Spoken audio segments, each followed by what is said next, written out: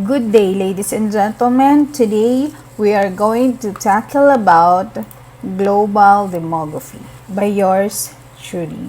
For those who have not yet known me, I am Jhella Encina and I am a licensed professional teacher and my subject of specialization is mathematics. So don't forget to like, share, and subscribe and hit that notification bell button para lagi kayong updated pag meron tayong bagong upload na video.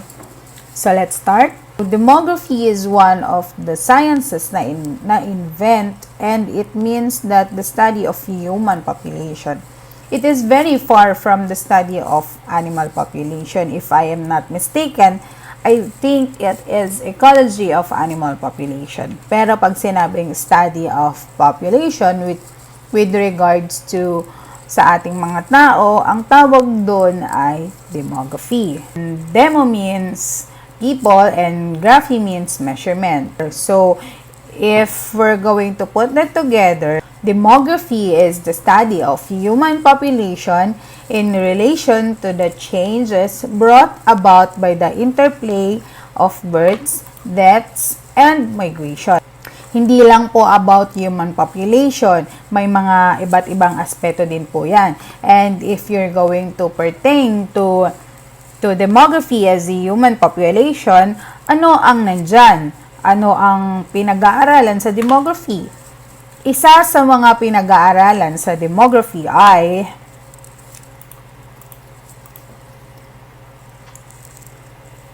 demography studies of human population, their sizes, composition, and distribution across space, and the process through which populations change. Isa sa mga pinag-aaralan sa demography ay population size, composition, and distribution. Why do the scientists need to study the population size? Or ang kapal ng tao, bakit kailangan nilang pag-aralan yon? And the density of people, no? Yung bigat or yung dami. And how people live together. Social mobility, the fertility, the mortality, the migration, pag-uusapan natin yan. Why we need to know and study it? Bakit kailangan natin malaman yung mga ganyang bagay? At bakit natin kailangan pag-aralan? Why demography is one of our contemporary issues we're facing now?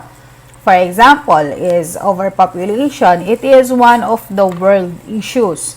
Ba't kaya nagkakaroon ng ganyan? Why do we have to study such matters, no? Demographic change concerns everyone, no matter what age, gender, or where you come from, or how a society is shaped and what effects has on our future, on the future, are big questions within demographic work. The demography is very important to us. So let's check. Let us know the importance of demography or gathering demographic data. So first, it is important because it allows us to understand past trends but also plan for our future developments of society. For example, it is important for the economy because it helps us to know more far the growth rate of the economy is keeping pace with the growth rate population. If population is increasing at a faster rate, the phase of development of the economy will be slow. So, pag tumaas ang or bumilis ang pagtaas ng population natin or ang bilang ng mga tao, syempre, yung phase ng development ng economy natin ay magiging mabagal. Through the help of demographic data, the government can control the growth of population, no? And accelerate the development of the economy. So, yan. And next, it allows us to know the health status of the community. For example, in your area, sa lugar nyo, no, how many got sick through COVID-19? How many of them feel symptoms before they found out that they are positive in COVID-19? No, yan yung mga pwede nating tanong natin sa sarili natin, no, kung bakit importante ang demography.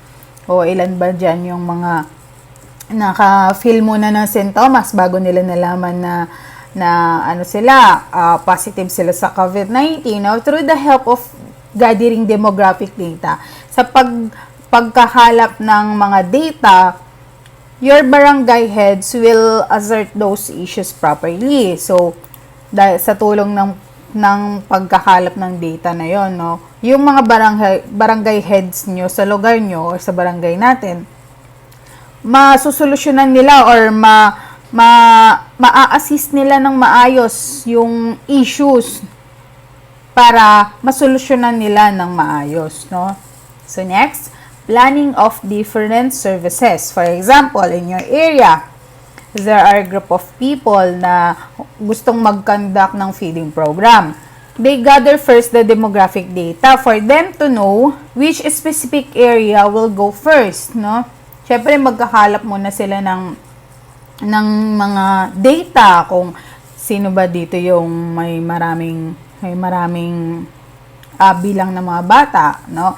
So, they will go first dun sa specific area na may mas maraming bata, no? Because their priority is the area which having the greater number of children rather than the area with the least number of children. So, yun yung mga naitutulong sa atin ng demographic data. So, ngayon, alam na niyang grupo na yun kung saan sila pupuntang lugar. There are 5 processes in gathering demographic data: fertility, marriage, mortality, migration, social mobility. Fertility demographic processes, the increase in the number of live births. It can be annual, by 2 years, etc. in gathering the demographic data. So, fertility is the quality of being able to produce children. As a measure, the fertility rate is the average number of children that a woman has in her lifetime and is quantified demographically. Fertility factors are determinants of the number of children that an individual is likely to have. Fecundity, meron tayong tinatawag na fecundity, no? It is the number of times that a woman can give birth to a child in a year. So, for example, no, ang babae daw ay pwedeng manganak ng 2 beses sa isang taon. Halimbawa, si babae daw ay nanganak ng January. Nanganak siya ng January. Nabuntis siya ulit. So, possible na manganganak siya by December. So, 2 times a year. So, yun yung tinatawag na fecundity. So, next. Mortality. It refers to the level of death within a population. In demographic usage, it is the frequency of death in a population. Ito ba yung, ilan ba yung taong namatay dito sa lugar na to? Ganyan. As measured by the numbers of death and the death rates characterizing the population during a particular period of time. So, by this January, ilan ba ang namatay sa ganito, ganyan. Why do we need demographic data in mortality? Bakit kailangan natin ng demographic data sa mga death, sa mga patay, no? To know what is the cause of death in order to assert and give solutions. For example, sa ganitong lugar, sa lugar nyo, by January and February, maraming namatay dito. So, kailangan mo ng demographic data kung ano yung cause ng death nila. Pwedeng heart attacks o baka mamaya COVID-19 para malaman nila or ma-assert nila at maayos nila or magkaroon sila ng magandang solusyon, no? Or kailangan ba nilang i-isolate yung lugar, kailangan ba nilang i-lockdown for a certain period of time yung lugar. Kaya yun yung naitutulong ng demographic data, yung pag-gather natin ng demographic data. Para malaman natin kung ano ba yung karampatang solusyon na gagawin natin. Marriage. It is a union between individual people, the legally or formally recognized union for 2 people as partners in a personal relationship. Another demographic purposes is marriage. Or should I say, another demographic process is marriage. Again, when we say process, it is a series of action or steps to contribute in gathering demographic data. Ano ang sinusukat ng demography? And one of the processes of demography is marriage.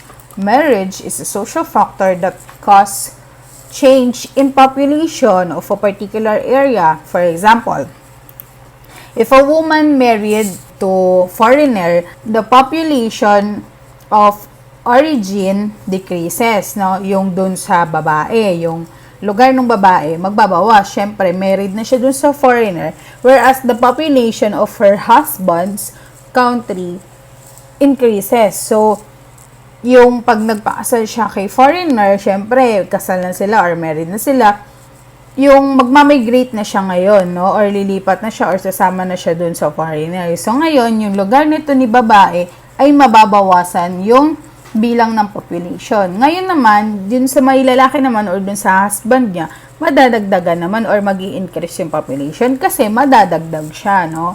So, yun yung mga processes ng demographic data natin, no? Or demographic processes natin, which is yung marriage. Isa rin yun sa nakaka-apekto or nagkakaroon ng changes sa ating demographic data, ang marriage.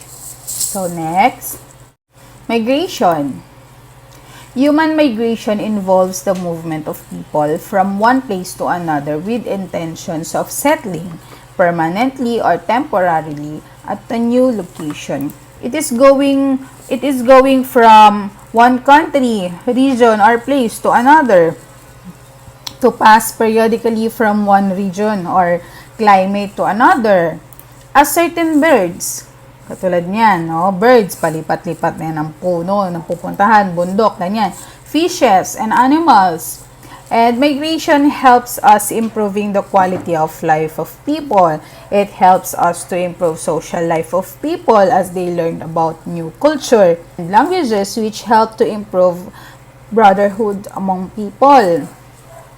Migration of skilled workers leads to a greater economic growth of region. Yan.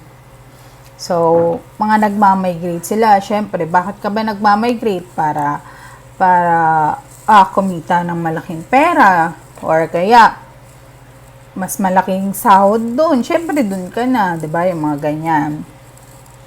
So, next. Social mobility. Social mobility is the movement of individuals, families, households, or other categories of people within or between social strata in the society. From the word itself, social structure, social stratification, it pertains to the people or mass of people. Mobility means gumagalaw. Social mobility means paggalaw ng status ng tao.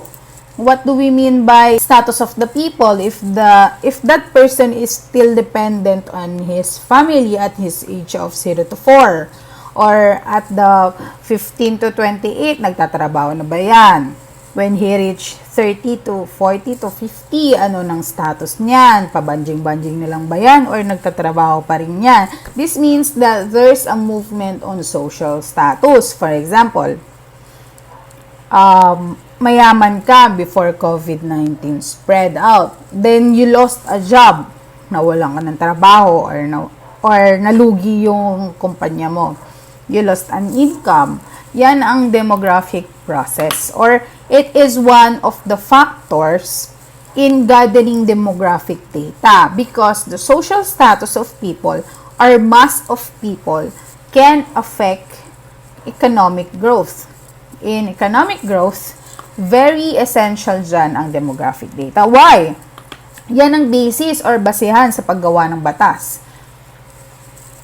Sa paggawa ng economic trade laws or laws about politics. That's why demography is very important.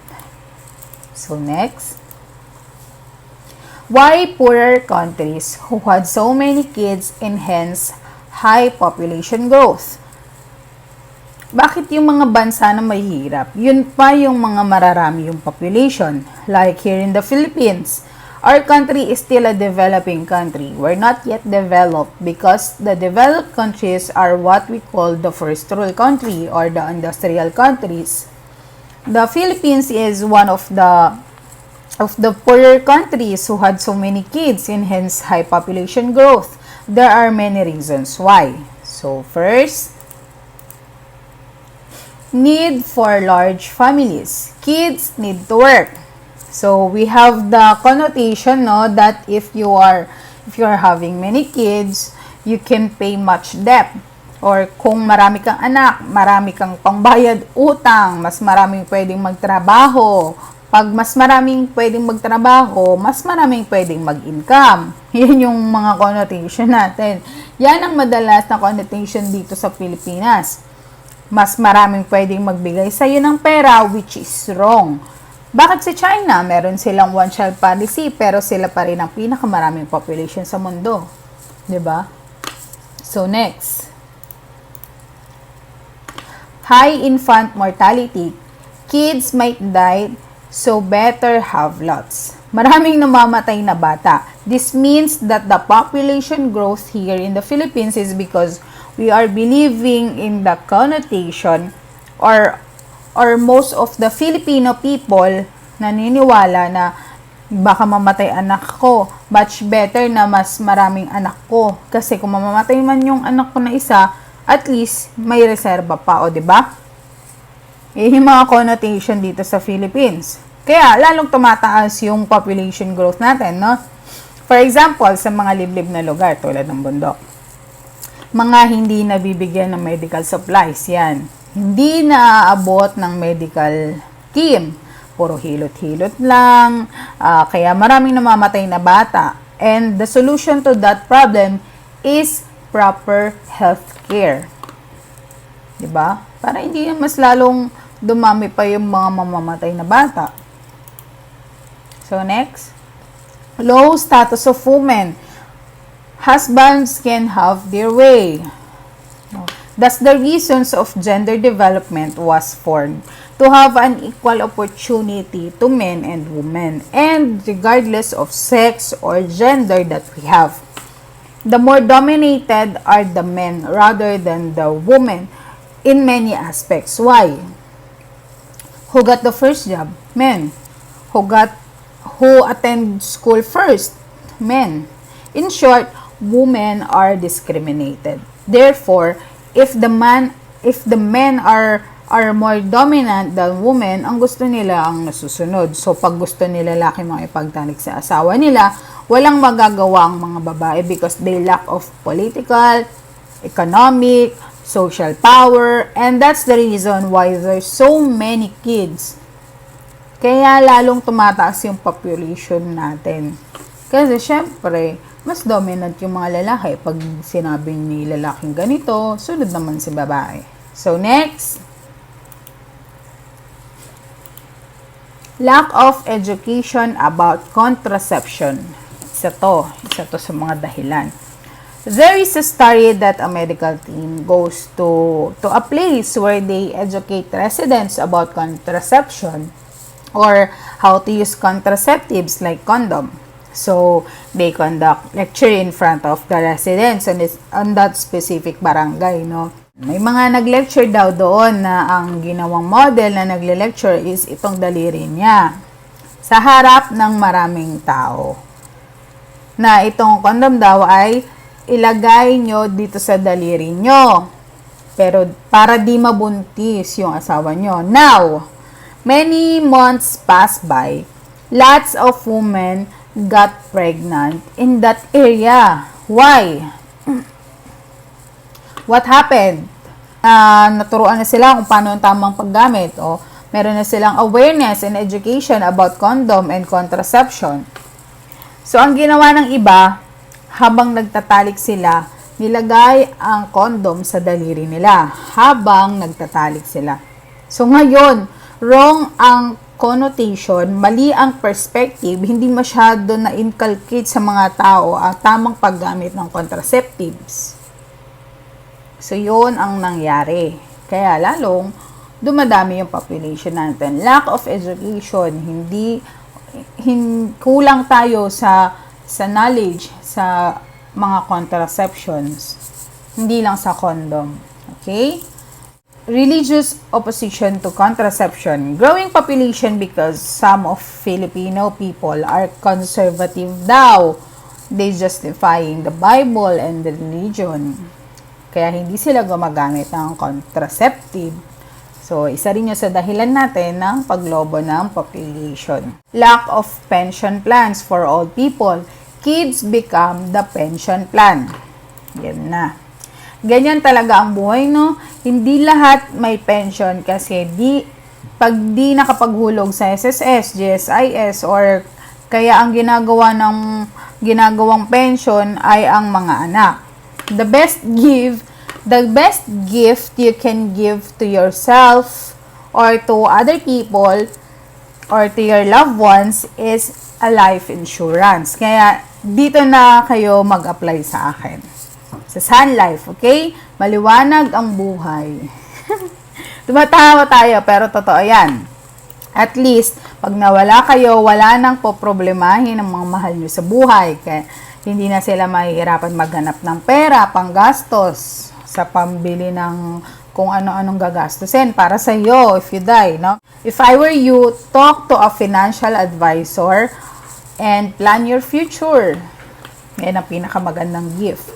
So as you can see here, no, the world population growth. Based on this graph, in 1900s, there are 1.6 billion siguro people around the world. Why is there small size of individuals at that time? Bakit konti lang yung tao ng mga panahong yan? Because yung kamatayan nila hindi natural death or because of a natural death, not because of old age. They died because of war, like World War I, pinasabak sila sa military or whatsoever, kaya mas konti yung population. Or yung iba naman, lahat ng lalaki kailangan maging militar or kailangan maging matutong lumaban, ganyan, nilalaban sila. Kaya, hindi sila namatay on a natural death or yung mga heartaches, mga pagtanda, ganyan, hindi sila namatay din. Kaya, mas maraming namatay ng mga panahon na yon at naging mas konti yung mga tao. The mortality rate was high then, mas mataas ang mortality rate noon because there was no proper healthcare. Walang proper healthcare. Dahon-dahon lang, okay na. No? Therefore, many people die due to infections. Kaya maraming namamatay na tao noon kasi wala tayong proper healthcare. Dahon-dahon lang, okay na. And then, we had penicillin. Many people were cured by penicillin. Therefore, the world's population continues to grow. Nung na-invento yung penicillin, syempre, mas marami na ang nagagamot sa mga bakbakan, mas marami na ang gumagaling. Kaya, yung world's population natin nag-continues to grow. At this time, we have proper health care to cure old age. Many people live long lives because of new technology or apparatus we have today.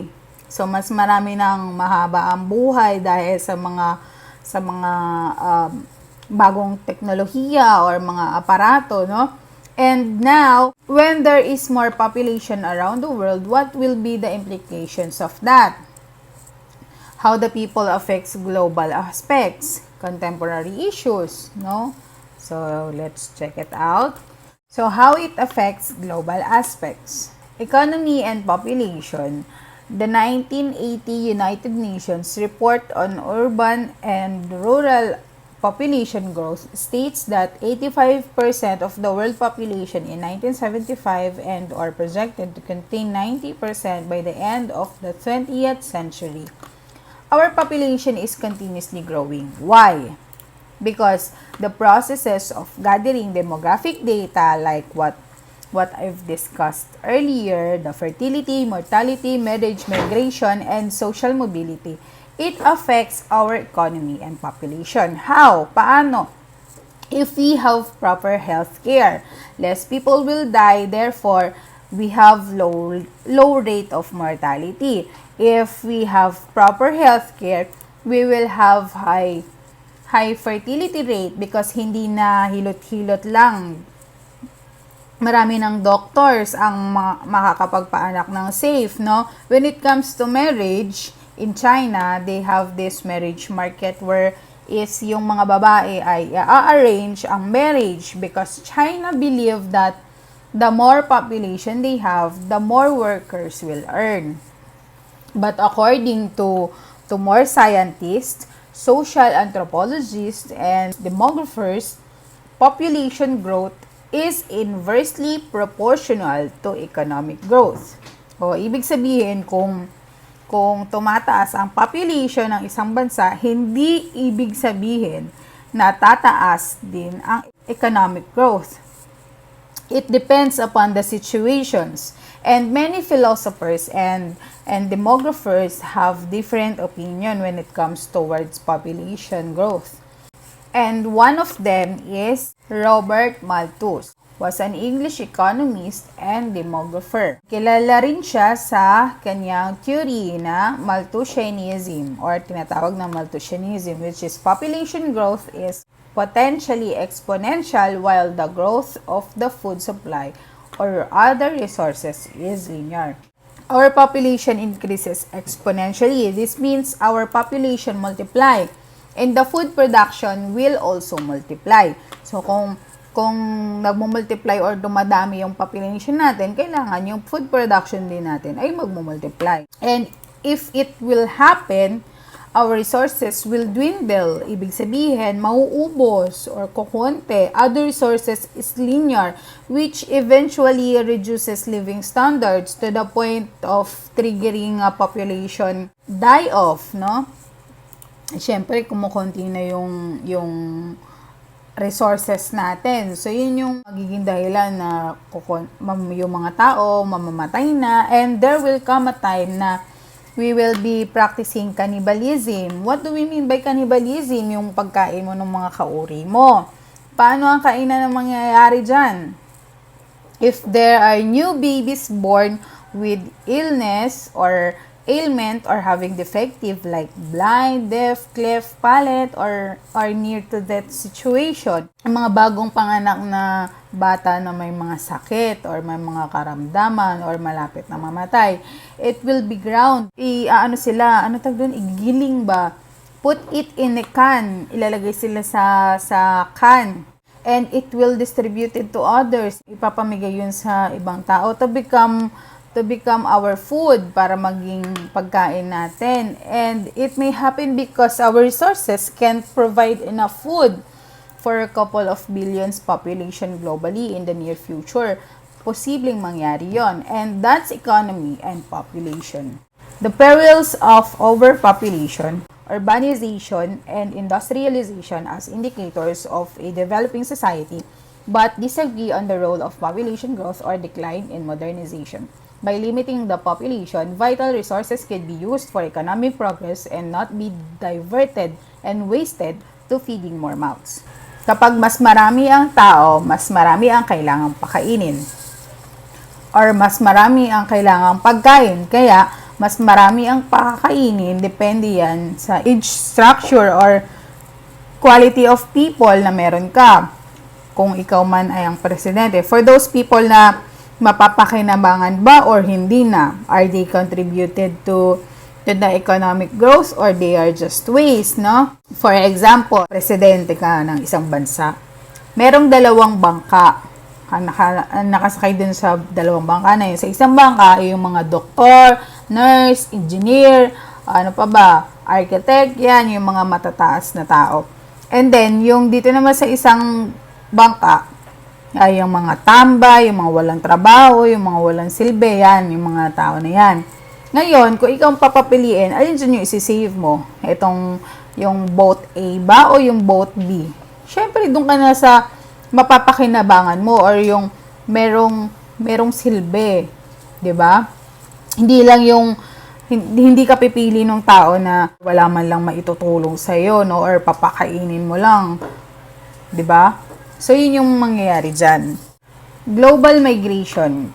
Crossing the boundary of a political or administrative unit for a certain minimum period. Most of the scholars of government, pinag-aral ng gobyerno, become public school scholar. Now, hindi man lang mag-return of service, maski ilang taon lang, and pumupunta sa ibang lugar at ang nakikinabang sa kanila ang ibang bansa. Most of them are teachers, nurses, doctors. We have lots of healthcare problems. But why are they migrating to other countries? Bakit sila nagmamigrate kung mas kailangan sila dito sa Pilipinas? What are the causes of migration? It's because of employment. Low salary, low income, low compensation, uunahin daw ang pamilya. Kaya para mabigyan mo ng seguridad ang pamilya mo, mag-enroll ka na sa life insurance ko para hindi masayang yung pagod mo sa kakatrabaho tapos wala kang naiipon. No? Feel free to send me a message kung gusto mong kumuha ng life insurance. Global demography greatly affects the contemporary world. The bottom line here is because of demography, because of the factors of demography, it greatly affects the contemporary world. The movement of people, the choices of people that they are making, the policies, health policies, political policies, economic policies, all of that because of overpopulation. All of that affects on the contemporary world. For example, one of our demographic issues nowadays is COVID-19. There's a lot of people die, maraming taong namatay because of COVID-19. That's why the demographic data of mortality rate rapidly increasing, or yung demographic data ng mga namatay na tao, yung mga namatay na rate, no, nag-i-increase siya ng mabilis dahil sa COVID-19. Maybe that virus was made for us to decrease the world's population para mabawasan ang tao sa buong mundo at makapagpahinga ang kalikasan sa mga abusadong tao. Alright? And I hope you learned something today from me, and I hope I enlighten your mind when it comes to global demography. Thank you so much and have a great day.